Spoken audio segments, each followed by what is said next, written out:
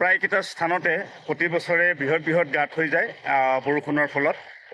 যেনেদৰে ডিপিচৰ কাষত আৰ্মি কেম্পৰ ওচৰত, ডিগবৈ CRPFৰ কেম্পৰ ওচৰত বা ডিগবৈ চাৰিআলি, বৰবিল, ৰামনগৰ, এইকেইটা স্থানত প্ৰতি বছৰে হয়।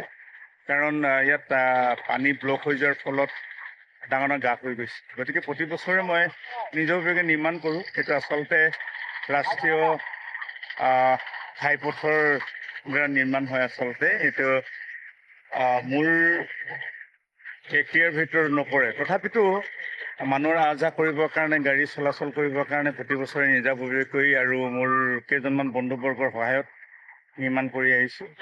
গতিকে নিৰ্বাচন শেষ হ'ল। নিৰ্বাচন শেষ হোৱাৰ পাছতে যোৱা এমাহ ধৰি বৰষুণ দি আছিলে, আৰু এই বৰষুণ দিয়াৰ ফলত গোটেই অঞ্চলটো প্ৰায় বোকাময় হ'ল, গাঁত হ'ল। এইখিনি পুতি দিয়াৰ ব্যৱস্থা কৰিছোঁ। আৰু ৰাইজলৈ এটাই আহ্বান, ক'ৰবাত যদি পানী জমা হৈ থাকে বা ড্ৰেইনবিলাক বন্ধ হৈ থাকে ঘৰৰ আশে পাশে, সেইখিনি কাটি দিয়াৰ ব্যৱস্থা কৰিব। কাৰণ এই ৰাস্তাটো অকল মোৰেই নহয়, আপোনালোকৰ সকলোৰে ৰাস্তা। আৰু খুব সুন্দৰকৈ ডিগবৈখন আমি নিৰ্মাণ কৰাৰ প্ৰচেষ্টা হাতত লৈছোঁ। সকলো সহযোগ লাগিব, আৰু সকলো সহযোগিতাতহে আচলতে গোটেই ডিগবৈ চহৰখন সুন্দৰকৈ থাকিব। যান জঁটৰ যিটো ব্যৱস্থা আছে, এইখিনি ফ্লাইঅভাৰ হোৱাৰ পাছত কিছু হ'লেও উপশম ঘটিব।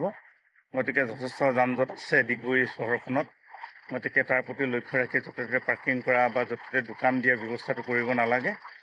ডিগবৈ চহৰখন সুন্দৰকৈ বনোৱাৰ এটা প্ৰয়াস কৰিছোঁ।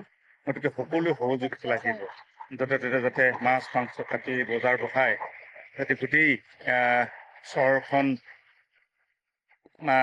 অধৈৰ্য কৰি নেপেলায়, তাৰ কাৰণে মই অনুৰোধ কৰিছোঁ। আমি সুন্দৰভাৱে আলোচনা কৰি সুন্দৰভাৱে নিৰ্মাণ কৰাৰ ব্যৱস্থা কৰিম। আৰু ৰাইজকো মই ধন্যবাদ দিছোঁ, যিসকল ৰাইজে আন্তৰিকতাৰে মোৰ লগত সহযোগিতা কৰিছে। ডিগবৈ চহৰখন সুন্দৰ কৰাত তেখেতসকলৰ যিটো ছাপোৰ্ট পাইছোঁ, মই তেখেতসকলক ধন্যবাদ দিছোঁ।